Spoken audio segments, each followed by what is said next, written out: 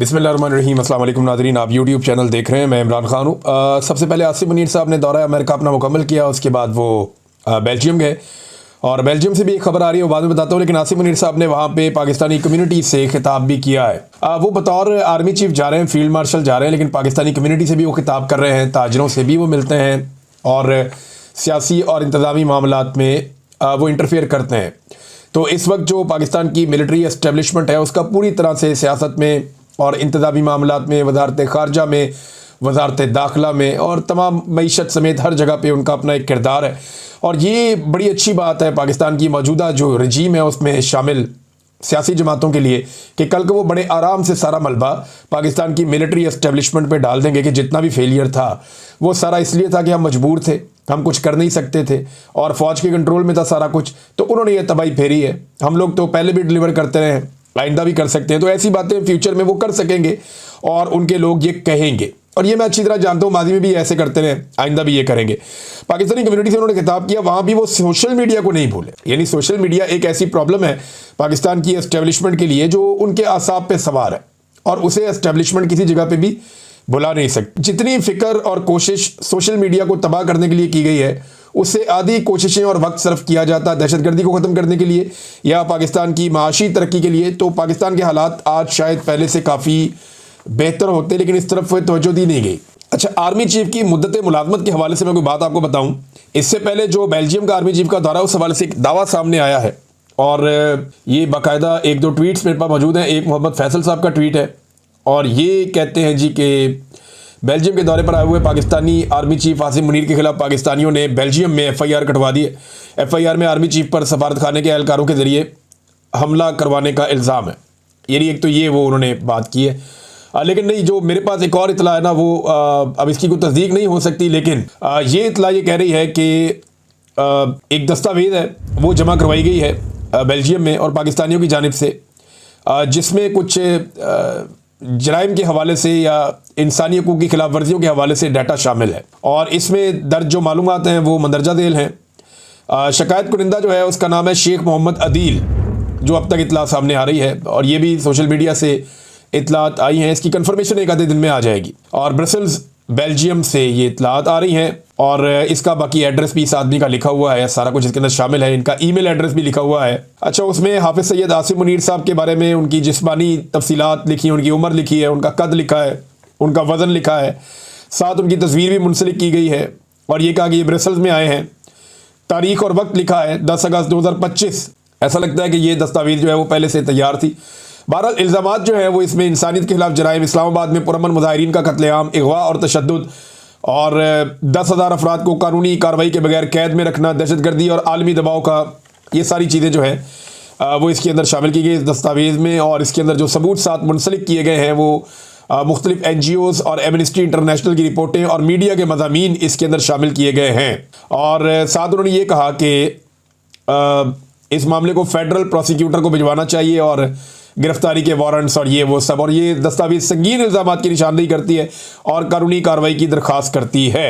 ये जनाब एक दस्तावेज़ जमा करवाई गई, मैंने आपको बता दिया। लेकिन असल मामला जो हम डिस्कस कर रहे हैं गुज़िश्ता एक दो दिन से, वो फिर मैं आपके सामने रखता हूँ कि क्या यही आर्मी चीफ कंटिन्यू करेंगे सन 2026 में और 27 में, और कितना कंटिन्यू करेंगे इस पर हम बार बार बात करते हैं। वजह यह है कि इमरान खान साहब को और पाकिस्तान तहरीक इंसाफ को इस बात का पूरा यकीन है कि जब तक हाफिज़ सैयद आसिम मुनीर साहब हैं तब तक उन लोगों के लिए कोई भी तहरीक चलाना मुमकिन नहीं होगा और इस हुकूमत के खिलाफ कोई भी एक्टिविटी उनकी कारामद नहीं होगी, क्योंकि पूरी ताकत से पूरा इदारा इस्तेमाल किया जाएगा और वो पाकिस्तान तहरीक इंसाफ के रास्ते की एक रुकावट बनेगा। तो जो एक पॉलिटिकल वो कहते हैं ना जी हमें दिया जाए लेवल प्लेइंग फील्ड, तो वो उन्हें लगता है कि नहीं मिलेगी जब तक के आर्मी चीफ है हाफिज़ सैयद आसिम मुनीर साहब।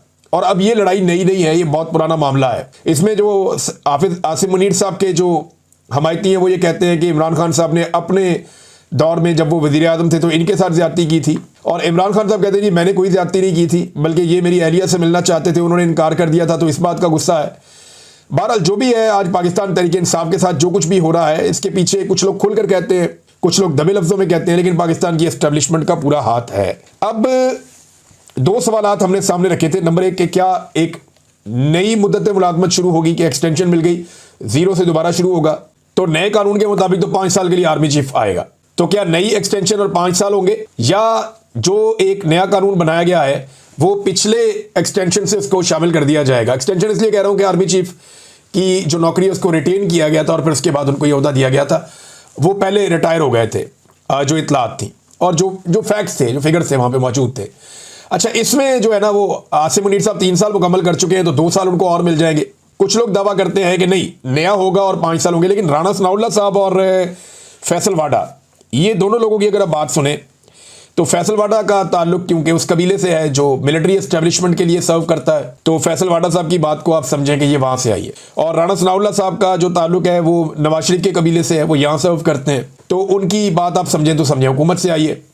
तो हुकूमत और एस्टेब्लिशमेंट दोनों की तरफ से जो इशारा पहला आया वो इशारा ये है कि हाफिज सैयद आसिम मुनीर साहब का तसलसल हो सकता है, एक्सटेंशन नहीं हो सकती। क्योंकि राणा सनाउल्लाह साहब ने एक स्टेटमेंट में एक सवाल के जवाब में कहा कि नवाज शरीफ साहब माजी में भी जो एक्सटेंशन है उसके खिलाफ रहे हैं और आज भी उनकी ये एक राय है और पीएमएलएन की ये राय है कि एक्सटेंशन नहीं होनी चाहिए।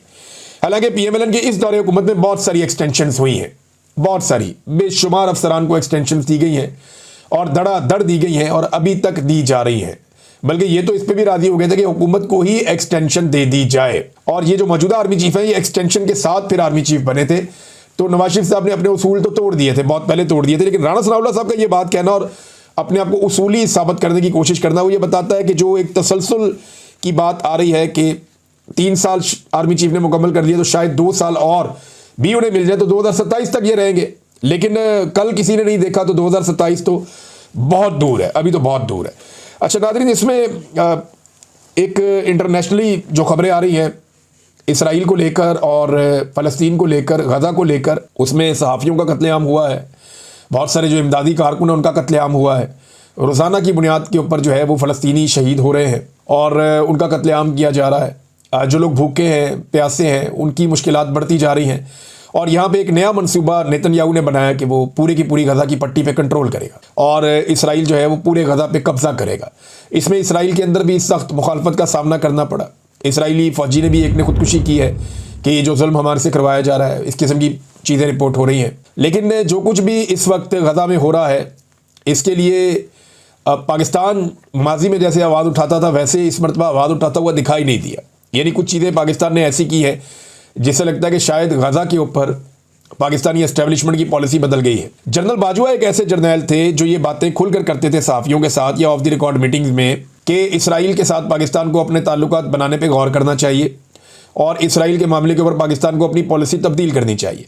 हमने ये देखा कि मिलिट्री एस्टेब्लिशमेंट के ज़ेरे साया पलने वाली जितनी भी मजहबी सियासी जमातें हैं वो भी अब इसराइल और गज़ा के मामले पर उस तरह खड़े नहीं होते जिस तरह माजी में होते थे। आजकल पाकिस्तान में एक बात बड़े आराम से की जाती है और वो ये कहा जाता है कि जी ये तो अरबों का मसला है और अरबों को ही अगर कोई प्रॉब्लम नहीं है तो फिर हम क्यों उछलते कूदते हैं, हमें इसके बीच में नहीं आना चाहिए। हमारा मसला जो है वो कश्मीर का है, लेकिन कश्मीर के मामले में कोई हमारे साथ खड़ा नहीं होता। तो ये इसको मुसलमानियत से या इस्लाम से हटाकर या मज़हब की बुनियाद से हटाकर इसको एक इलाकाई लड़ाई के तौर पे अब देखा जा रहा है। अब तक के लिए इतना ही, अपना ख्याल रखिएगा, अपने इस चैनल का भी